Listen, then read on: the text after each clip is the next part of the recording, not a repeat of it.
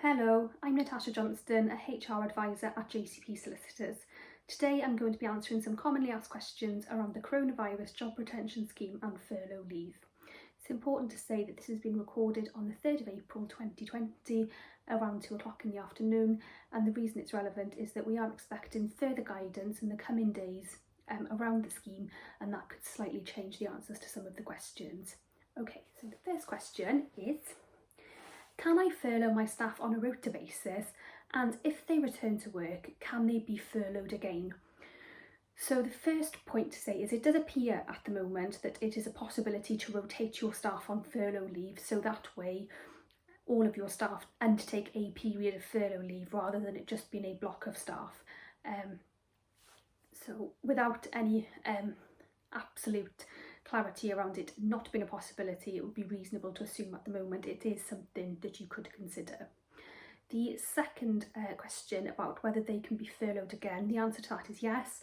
So your employees could undertake a period of furlough leave, so they're off for 3 weeks and they return to work, and you could identify that you need a further period of furlough leave because there's insufficient work, and you could then place an employee on furlough leave for a second time. It's important to note and to remind you that the minimum length of time an employee can be on furlough leave is 3 weeks. Next question is, can staff find temporary work with another employer whilst on furlough leave? The answer to that is possibly. However, they need to check their employment of contract with you, because if you have a clause preventing secondary employment, they would be a breach of their contract if they sought secondary employment. However, given that they could potentially have a reduced salary during that time, it would be important that employers are sympathetic to any requests made for secondary employment. Another point to make is that we are now seeing employees being asked to volunteer in the NHS if they have skills that could be utilised to support the response to the pandemic, and again, employers may be obligated to allow staff to go and join the NHS for a short period of time. Okay. The next question is, at the end of the furlough leave period, there may not be enough work for staff to return. What happens then?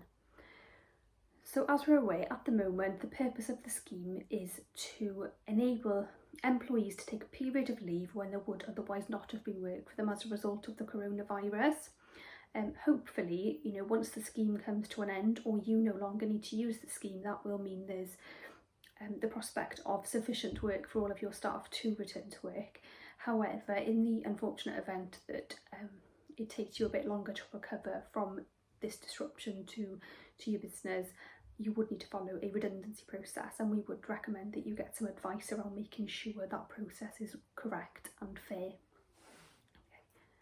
The next question is, I have warehouse staff and I need to keep a small handful working. How do I select who should be furloughed, and do I need their consent? So perhaps if we look at the last bit of that question first, for any period of furlough leave, you have to have the employee's consent. No employer will have a clause stating that you can place an employee on furlough leave, because the principle of furlough didn't exist in British employment legislation until very recently, and it still is not in any form of legislation. It's just in guidance published by the government. So you do need to seek agreement to an employee being placed on furlough leave, and you need to make sure you do that properly, as you are asking an employee to take a reduction in salary possibly.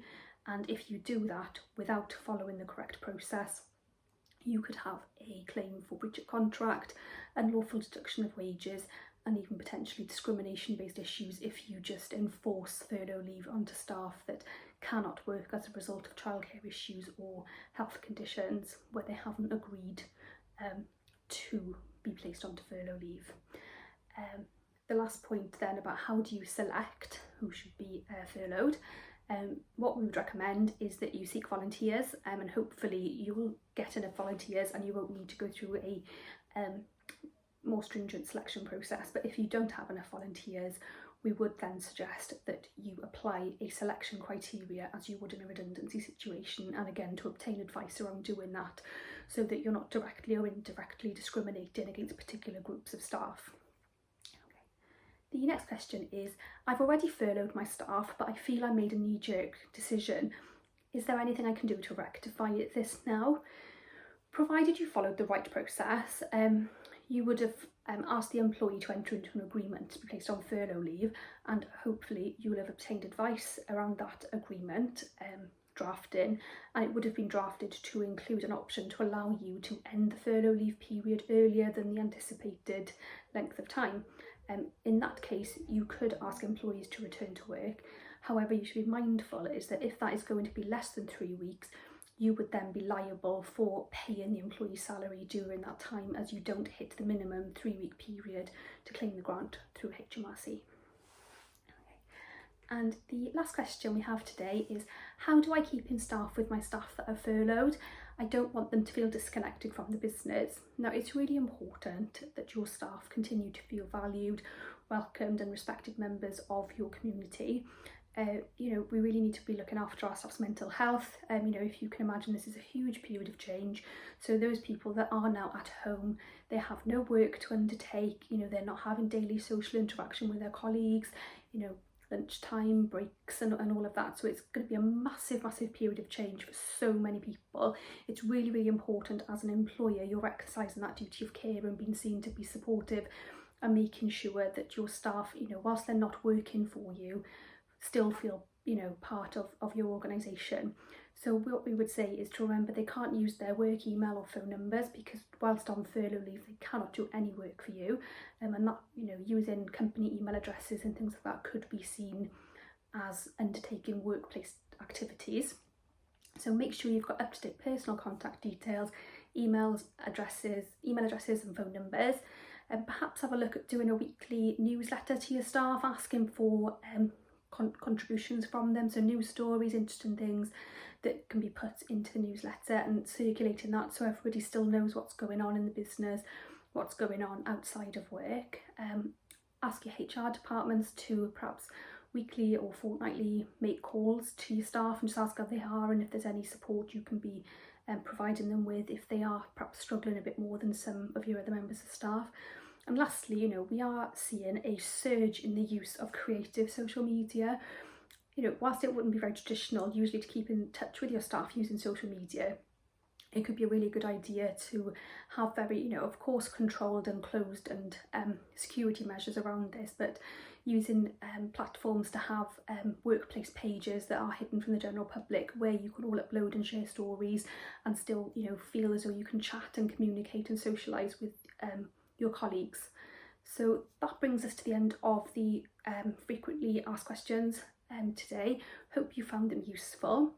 Just to say that JCP Solicitors are still operating business as usual, with the exception, as you can see, we're all working from home. So if you need any guidance or support around furlough leave or the job retention scheme, we are contactable via www.jcpsolicitors.co.uk.